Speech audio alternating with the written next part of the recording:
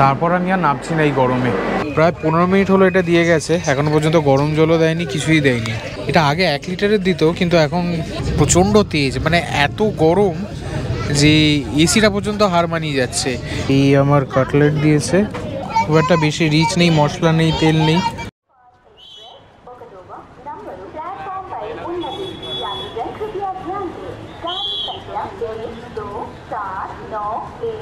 কথায় বলে বাঙালিকে বেশি দিন ঘরের ভেতর আটকে রাখা যায় না, তার উপর কলকাতায় পড়েছে প্রচণ্ড গরম। আর সেই জন্যে আজকে আমি চলে এসেছি হাওড়া স্টেশনে। আজকে আমার গন্তব্য হচ্ছে এই হাওড়া থেকে নিউ জলপাইগুড়ি 22301, হাওড়া টু নিউ জলপাইগুড়ি বন্দে ভারত এক্সপ্রেসে করে। কোথায় যাচ্ছি সেটা পরে বলবো।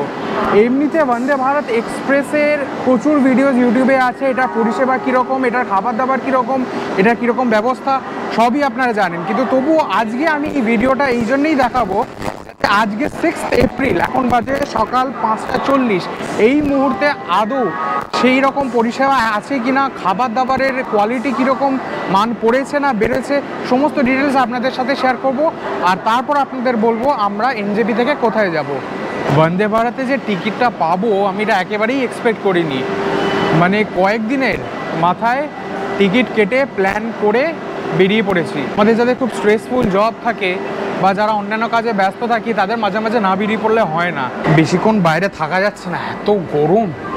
আমি ঢুকে যাই, তারপরই দেখবো যা হয়।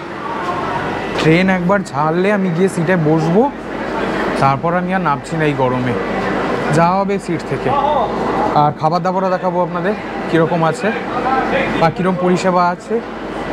বাথরুম যা দেখলাম তা মোটামুটি পরিষ্কার, সেখানে আলাদা করে আমার কিছু বলার নেই, যেরকম থাকে। এখন দেখি বাথরুমটা কতক্ষণ পরিষ্কার থাকে।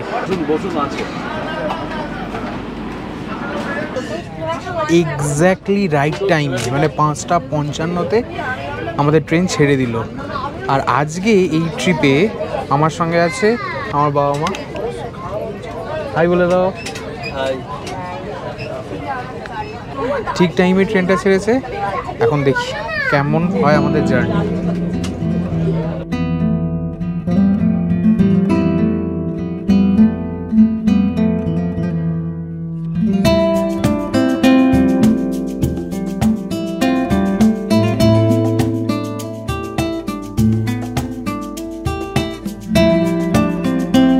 আমাদের এই ট্রেনের হাওড়া থেকে ছাড়ার পর যে প্রথম স্টেশনটা আসবে সেটা হচ্ছে বোলপুর শান্তিনিকেতন।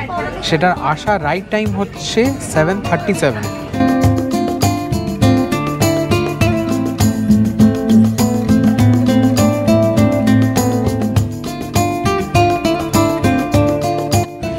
হাওড়া স্টেশন ছাড়ার পরই আমাদের একটা দিয়ে গেল 500 ml জলের বোতল। এটা আগে 1 লিটারের দিত, কিন্তু এখন ছোট হয়ে গেছে।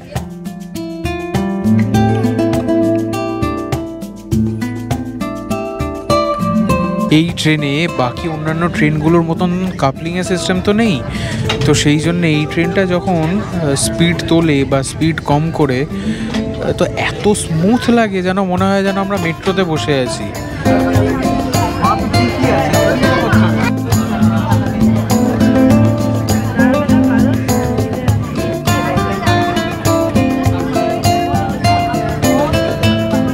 ট্রেন আমাদের পার করলো এখন ডানকুনি জাংশন। আর নির্দিষ্ট টাইম থেকে ট্রেন এখন ঠিক 12 মিনিট লেটে চলছে।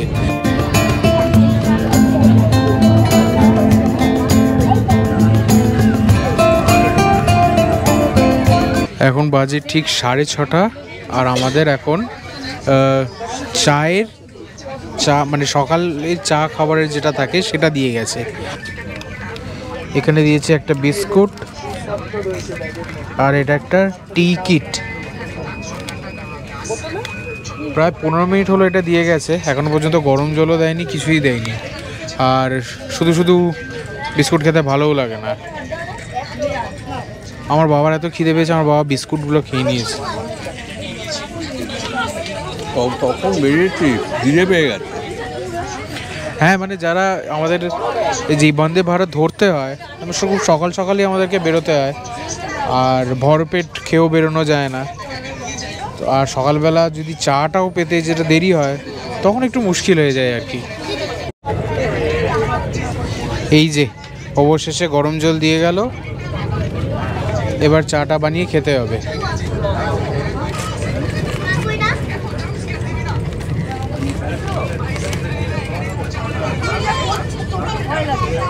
এই টিকিটের ভেতরে আমাদের দিয়েছে, আমি পেয়েছি আগে একটা ভাঙা স্টিক যেটা গোলানোর জন্য, আর টি ব্যাগস আছে, আর সুগার, চিনি আর দুধের গুঁড়ো। এর থেকে তো ইনস্ট্যান্ট মিক্স দিয়ে দিলেই হতো, এত খেটে খুঁটে আমাকে বানাতে হবে কেন?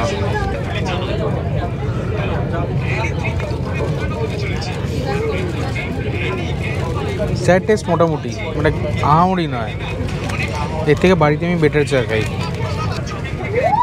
বিস্কিটটা ভালো, বিস্কিটটা খারাপ না, তবে চাটা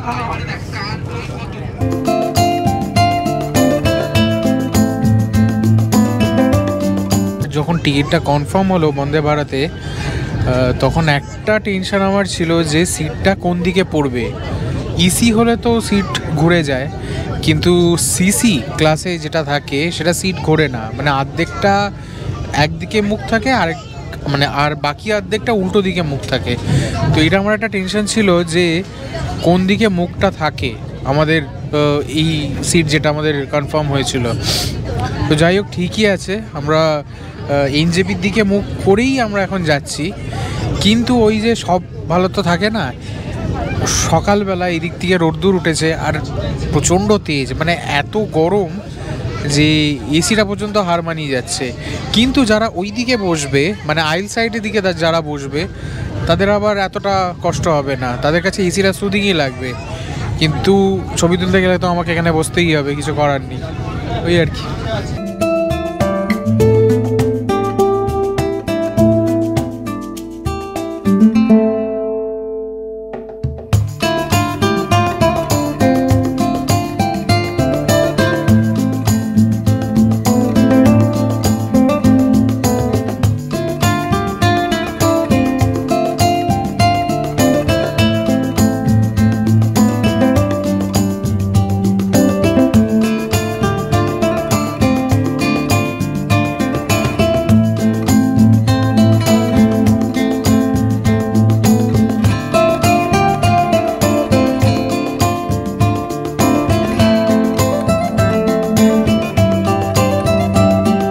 এই মুহূর্তে আমাদেরকে ব্রেকফাস্ট দিয়ে গেছে।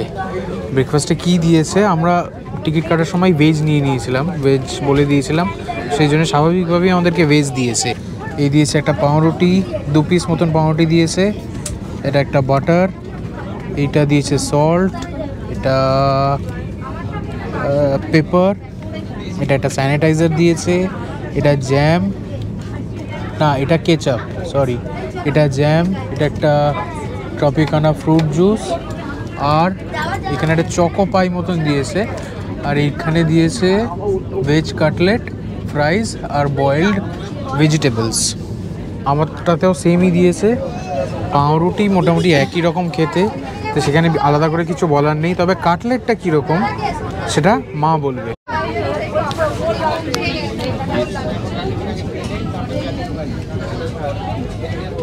কাটলেটটা কেমন? সো এবার আমি দেখি, এই আমার কাটলেট দিয়েছে, এবার আমি খেয়ে দেখবো এটা কিরকম।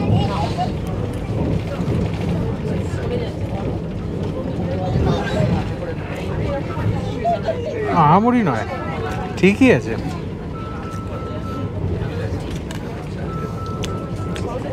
এটাই আলু ভাজা,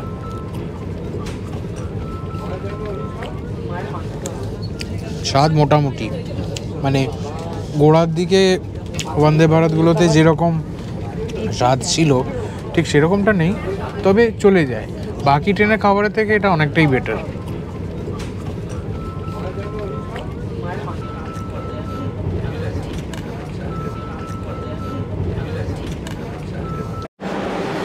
সময় এখন 7:57, আর ঠিক 20 মিনিট লেট করে আমাদের ট্রেন বন্দে ভারত এক্সপ্রেস এখন বোলপুর শান্তিনিকেতনে এসছে। এখানে স্টপেজ টাইম হচ্ছে 2 মিনিট, ঠিক 2 মিনিট মতন স্টপেজ টাইম দিয়ে ট্রেন বোলপুর শান্তিনিকেতন স্টেশন ছেড়ে দিল। এর পরের স্টেশন হচ্ছে মালদা টাউন।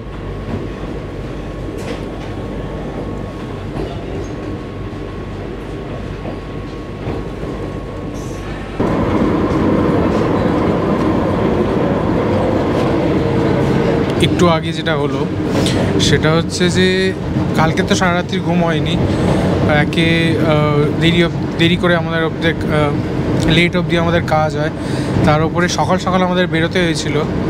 আর এখানে এসিটা একেবারে পারফেক্ট, মানে খুব সুদিং। তো যার ফলে হলো কি আমি ঘুমিয়ে পড়ি, এবং এতটাই ঘুমিয়ে পড়ি যে আমি কিছুক্ষণ আগে উঠে যখন দেখলাম তখন মালদা টাউন স্টেশন অলরেডি পার হয়ে গেছে। তো ট্রেন এখন রাইট টাইমে আছে, যেরকম আমি বলেছিলাম লেটে চলছিল সেটা একদমই নেই। আর নেক্সট যেই স্টেশনটা আসছে সেটা হচ্ছে বারসই জাংশন।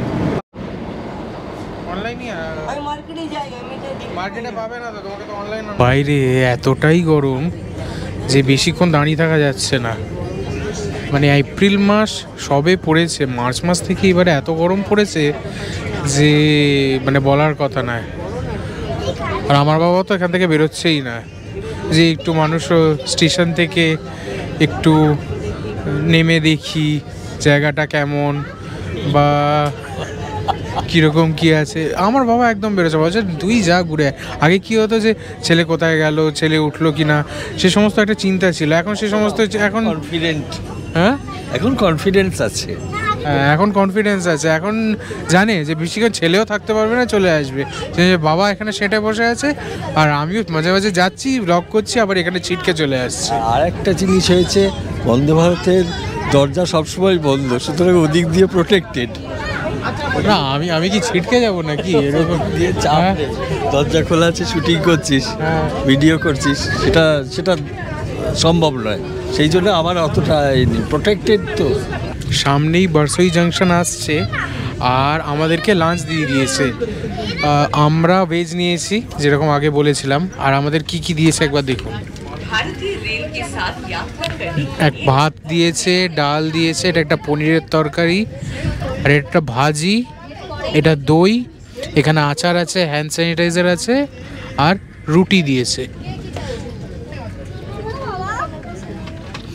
কিরম খেতে? ঘরোয়া। পনিরের সাথে কিরকম? পনিরের তো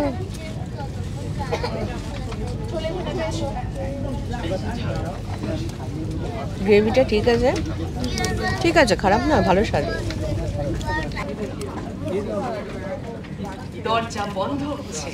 ডালটা ভালো, ডাল ভালো, পনির ঠিক আছে, ঘরোয়া, মশলা নেই, তেল নেই বেশি, পেটের পক্ষে ঠিকঠাক। আর এই যে আলুর তরকারিটা দিয়েছে,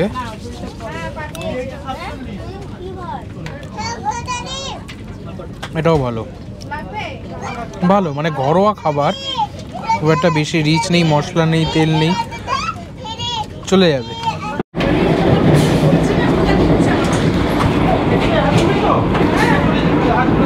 আমাদেরকে যখন লাঞ্চ দেওয়া হয় তখন ট্রেন বারসই জাংশন ঢুকছে, তো সেই জন্য আমি আর নেমে ব্লগ করতে পারিনি। এখন আমাদের লাঞ্চ হয়ে গেছে আর আমাদের এখন নেক্সট ডেস্টিনেশন বা অন্তিম ডেস্টিনেশন সেটা হচ্ছে নিউ জলপাইগুড়ি। এখনো পর্যন্ত রাইট টাইমে আছে, ডিলে হয়নি। আমার যেটা মনে হচ্ছে বা আমার যেটা এক্সপিরিয়েন্সে বলে, ট্রেন বিফোর টাইম ঢুকিয়ে দেবে নিউ জলপাইগুড়ি স্টেশনে।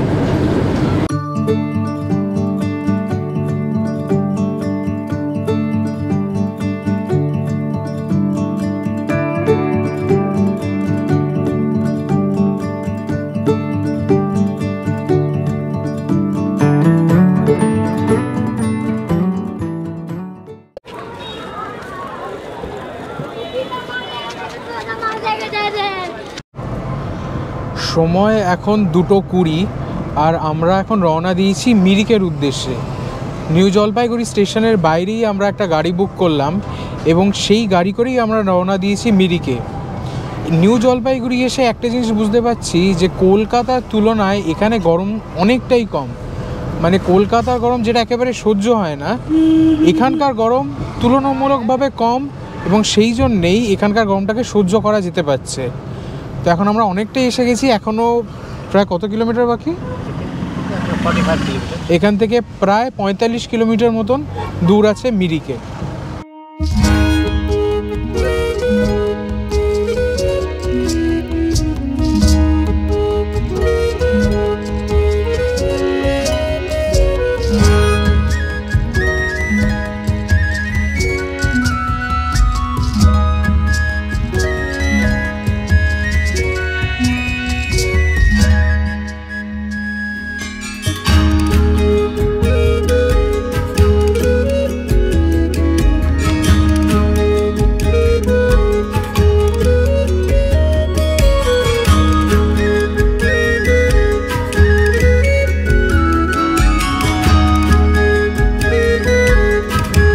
আমরা গোর্খাল্যান্ড ট্যুরিজমের ফাটকটা পার করে এসেছি, আর এখান থেকে মিরিক 29 কিলোমিটার মতন।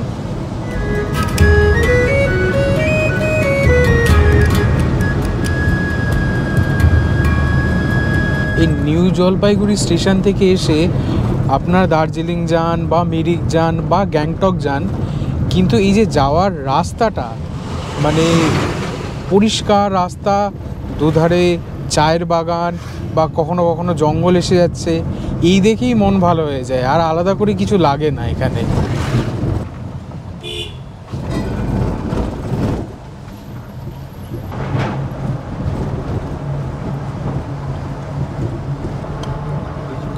ওই দিকে আর্মির ট্রেনিং হচ্ছে ফায়ারিংয়ের, আর এই আমরা দুধিয়া নদী পার করছি। অপূর্ব সুন্দর এই জায়গাটা, অপূর্ব।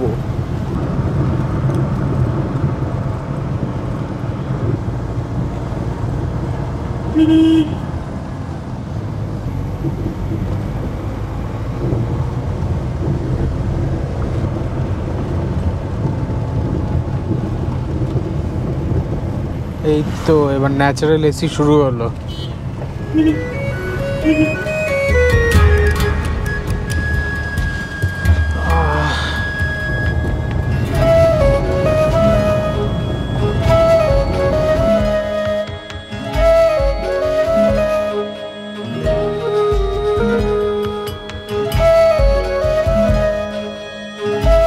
এই মুহূর্তে আমরা মিরিক যাওয়ার পথে একটা জায়গায় দাঁড়িয়েছি, উদ্দেশ্য হচ্ছে একটু চা পান করার। আর সেই জন্যে আমরা এই যে জায়গাটায় এসছি, এটা হচ্ছে, আমি আপনাদেরকে দেখাই, ওই যে জায়গাটা দেখছেন ওটা হচ্ছে আই লাভ মিরিকের ওই পোস্টটা, তার থেকে সোজা চলে এসে এই যেই হোটেলটা আছে এইখানটাতে আমরা চা খাওয়ার জন্য একটু দাঁড়িয়েছি। এবং আমি কি করেছি, আমি এই হোটেলটার একেবারে ছাদে চলে এসেছি, এবং ছাদে চলে এসে যে অপূর্ব অভূতপূর্ব দৃশ্যটা যেটা আমি দেখতে পাচ্ছি সেটা আপনাদের সাথে শেয়ার না করে আমি পারছি না। এই দেখুন একবার,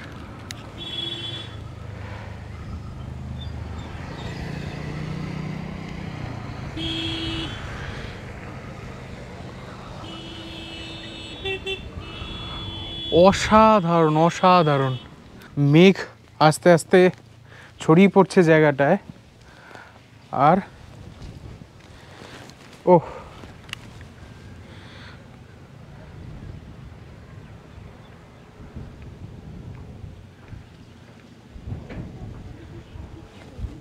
এই জন্যেই তো বারবার উত্তরবঙ্গে ছুটে আসা, এই জন্যেই তো কলকাতা শহরের ক্যাঁচক্যাঁচানি থেকে কিছুদিনের জন্য পালিয়ে আসা এই উত্তরবঙ্গে। বাইরের কোনো স্টেটে যেতে হবে না, উত্তরবঙ্গেই আসুন। এই রেস্টুরেন্টটায় যেখানে আমরা স্ন্যাক্স খেতে বা চা খেতে দাঁড়িয়েছি, সেখানে আমরা অর্ডার দিয়েছি ভেজ মোমো আর চা। আমার আসার আগে বাবা অলরেডি শুরু করে দিয়েছে, তাহলে বাবা রিভিউটা দেবে যে মোমোটা আর চাটা কীরম হয়েছে। ফ্রাইড ভেজ মোমো অপূর্ব, এবং চাটা লোকাল চা, ওদের লিকার চা, কিন্তু একটা হালকা ফ্লেভার আছে, খুব সুন্দর ফ্লেভার আছে, আমার মনে হয় খুব সুন্দর। মানে এখান থেকে বিশেষত এখান থেকে ভিউটা একবার দেখুন, মানে চা খেতে খেতে ভিউ দেখা অসাধারণ। ভেজ মোমোটা বেশ ভালো। আমি এবার চাটা খেয়ে দেখি। চাটা ভালো, বাবা মা দুজনেই রিভিউ দিয়েছে চা ভালো। এবার আমি খেয়ে দেখি। স্পেশাল না আমারই কিছু, ঠিকই আছে, ভালোই লোকাল টি, কিন্তু ভালো। ওই মিরিক যাওয়ার পথে একটু রেস্ট নেওয়ার জন্যে এই রেস্টুরেন্টে স্পেসিফিক্যালি দাঁড়িয়ে একটু স্ন্যাক্স ব্রেক বা টি ব্রেক নেওয়া যেতেই পারে। স্ন্যাক্স পর্ব শেষ করে এখন আমরা যাচ্ছি এই আই লাভ মিরিক লেখাটা যেখানে আছে ওইখানেই, ওখানে একটু ভিউটা দেখবো, আপনাদেরও দেখাবো, আর একটু ছবি টবিও তুলবো নিজে। এই যে হচ্ছে আই লাভ মিরিক, কিন্তু এইখানে যাওয়ার আগে এইখানে একটা ওয়াচ টাওয়ার মতন করা আছে, এই ওয়াচ টাওয়ারটায় যাই।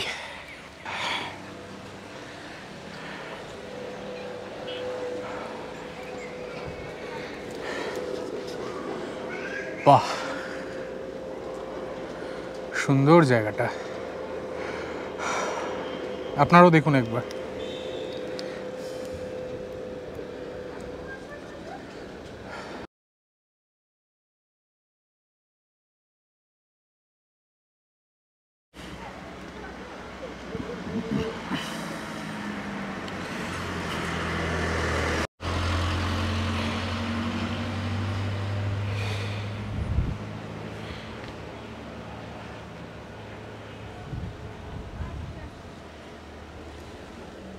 এরকম মেঘে চারিদিকটা আবঝা আবঝা হয়ে আছে, আর চা বাগানের সারি পাশটায় অসাধারণ।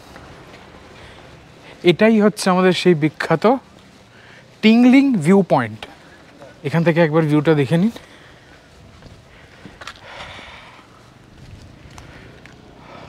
টিংলিং ভিউ পয়েন্ট দেখা হয়ে গেল, এবার আমরা আবার গাড়ির দিকে যাচ্ছি, সেখানে করে এবার স্ট্রেট টু মিরিক।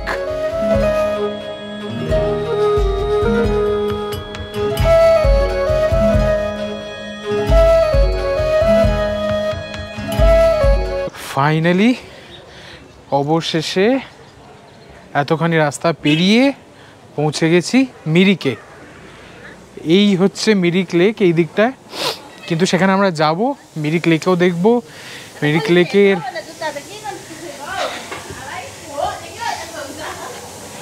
লেকের পাশে যেই বাগানটা আছে, গার্ডেনটা আছে, সেটাও দেখব। কিন্তু তার আগে আমাদেরকে দেখতে হবে হোটেল আমরা বুক করে আসিনি। সমস্ত হোটেল ভর্তি থাকার ফলে আমরা ঠিক করি প্রধান হোটেলে থাকার, কিন্তু সেখানেও সব রুম ভর্তি থাকার ফলে প্রথমে আমাদের যে রুম দিল সেটা আমাদের মোটেই ভালো লাগেনি। ভেন্টিলেশনের অভাবের জন্য রুমটা বেশ সাফোকেটিং লাগছিল, তার ওপর দেওয়ালে ড্যাম্প। এই রুমটার ভাড়া আমাদের বলেছিল 1800 টাকা। পরে ওনাদের বলার পর আমাদের ফ্যামিলি রুম দেওয়া হয়, যার ভাড়া 2300 টাকা।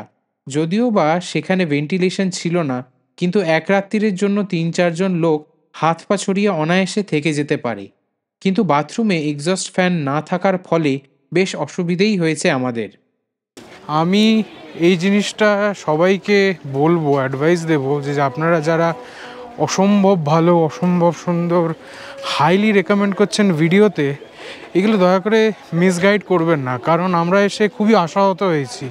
প্রথমত তো ড্যাম্পওয়ালা ঘর পেয়েছি, তারপর আমাদের একটা বড় ঘর দিয়েছে, সেটাতে কোনো ভেন্টিলেশন নেই, সেটাতে কোনো, সেই জন্যেই আমাদের এখানে প্ল্যান ছিল 2 দিন থাকার। কিন্তু এই হোটেলের এই পরিষেবা আর বাকি হোটেলগুলোর মোটামুটি একই ব্যাপার।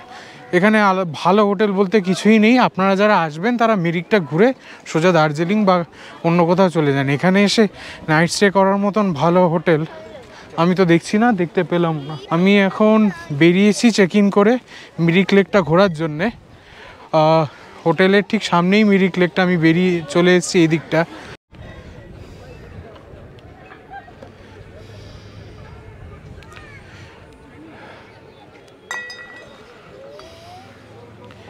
লেকটা অসাধারণ।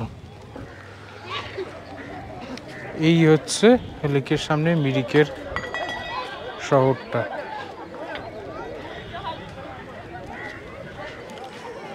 ওই দিকটাতে অনেক ঘোড়া খচ্চর পাওয়া যাচ্ছে, এই পুলটা পার করে ওই দিকটাতে আপনাদের যেতে হবে। তারা দরাদরি করবেন, তারা ঘোড়ায় চড়িয়ে আপনাকে এই জায়গাটা ঘোরাবেন, কিন্তু পায়ে হেঁটে ঘোরাই ভালো।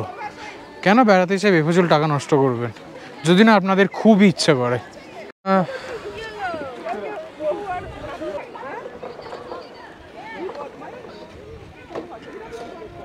এই মিরিক লেকের সংলগ্ন পার্কটা বোধহয় কিছু রিপেয়ারিং হচ্ছে, কারণ এই জায়গাটায় আমি দেখেছিলাম পার্ক আছে, কিন্তু সেখানে এখন ঢুকতে দেওয়া হচ্ছে না, ঘাসও নেই।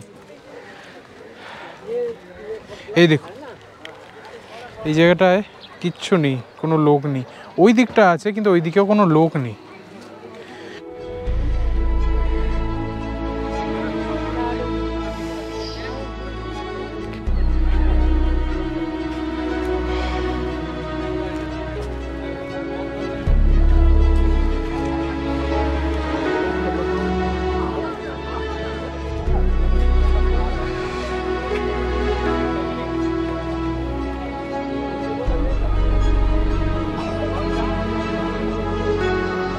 এখানে প্রচণ্ড ঠান্ডা হাওয়া দিচ্ছে, আর আমার যেরকম একটু ঠান্ডা লাগার ধাত আছে, তো এই সমস্ত জায়গায় বেড়াতে এসে ওস্তাদি মারা একদমই উচিত নয়। সেজন্যে জ্যাকেটটা নিয়ে এসেছিলাম, জ্যাকেটটা পরে নিয়েছি। আর এখন পুলটা ক্রস করে এই দিকটায় যাচ্ছি, দিকটা দেখুন।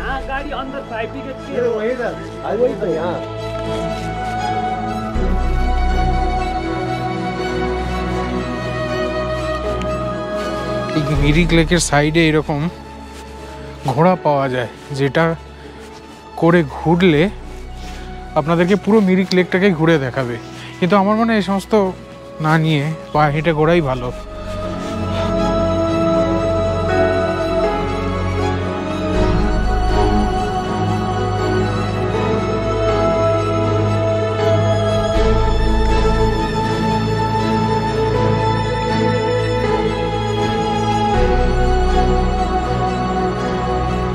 লেকের উল্টো ধারে ওই মিরিক শহর, আর ওই দিকে ওটার বোধহয় মিরিক বা বোকার মনাস্ট্রি দেখা যাচ্ছে।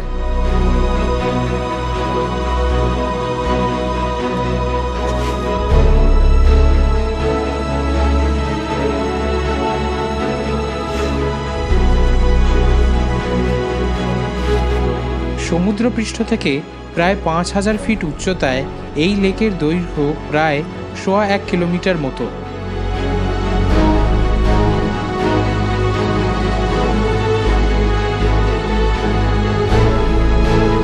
একদিকে সাজানো বাগান আর একদিকে পাইন গাছের সারি। মিরিকের সৌন্দর্য ভাষায় বর্ণনা দেওয়া বড়ই কঠিন। মিরিক লেকের এই পা ধরে হাঁটতে পাইন গাছের ছায়ায় বেশ লাগে, কিন্তু মানে এখানেই সারাদিন কাটিয়ে দেওয়া যায় হেঁটে। তার উপরে ঠান্ডা, বেশ ঠান্ডা এখানে। কলকাতায় 40 ডিগ্রি গরম যাচ্ছে, আর এখানে জ্যাকেট পরে বসে থাকতে হচ্ছে। ওই জায়গাটা দিয়ে আমরা হেঁটে এলাম, এখন আমরা হেঁটে এই দিকটায় যাব।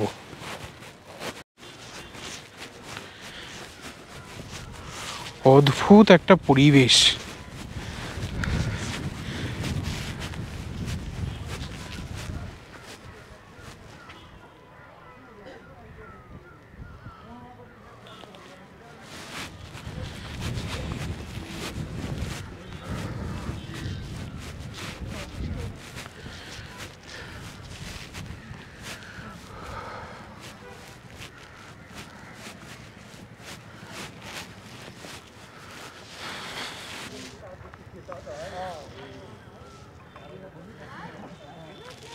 আমরা ওই দিকটা দিয়ে এলাম, ওইখানেই পুলটা, ওই পুলটা ক্রস করে আমরা এই দিক দিয়ে এলাম।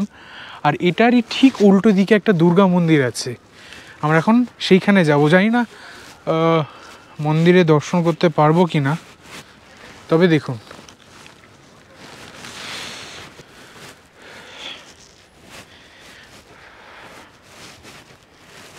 এই দুর্গা মন্দিরটা বেশ উঁচুতে, আর সিঁড়িটা বেশ খাড়াই। হাঁপিয়ে যেতে হচ্ছে। রইসই ওঠা ভালো।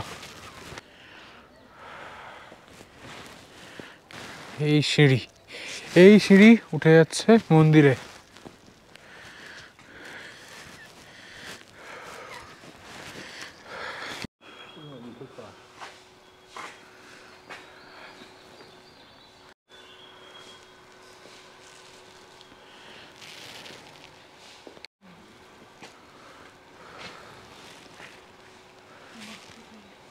একটা ছোট্ট ট্রেক হলো এই মন্দিরে। ভালো, বেশ ভালো, ছিমছাম মন্দির, কিন্তু মন্দিরটা বন্ধ হয়ে গেছে, এটাই একটা আর এখানে কোনো আলো নেই। তো যারা এই মন্দিরটায় আসবে মিরিক লেকের উল্টো দিকে, এটা সকাল সকাল আলো থাকতে থাকতেই আসবেন, দর্শনও হবে, পুজো দেওয়াও হবে। আনফর্চুনেটলি আমাদের কোনোটাই হলো না, আর এখন আমরা ফিরে যাচ্ছি।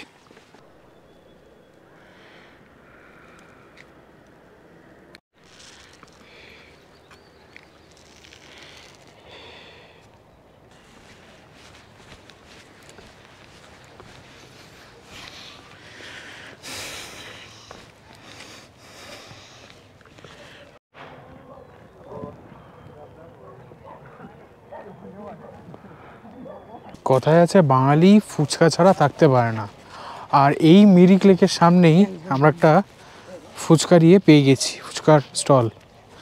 আমরা এখন খেয়ে দেখবো কীরকম। আমাকে ভিডিও শ্যুট করতে হচ্ছে বলে আগে মা খেয়ে নিচ্ছে, এরপর আমি আর বাবা খাবো, তাই তো? কেমন গো?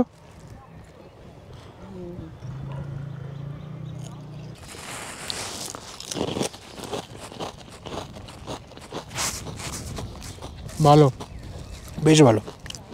ফুচকা টুচকা খাওয়া শেষ, তবে একটু নুন বেশি, একটু না একটু ভালোই নুন বেশি। আর ভালো হলেও কলকাতার মতন নয়। কলকাতার বিরিয়ানি আর কলকাতার ফুচকা এর সাথে কারোর তুলনা হয় না, হবেও না। বাইরে যাই, টেস্ট করি কেমন, কিন্তু কলকাতার ফুচকা আর বিরিয়ানির সাথে কোনো কিছুরই তুলনা হয় না।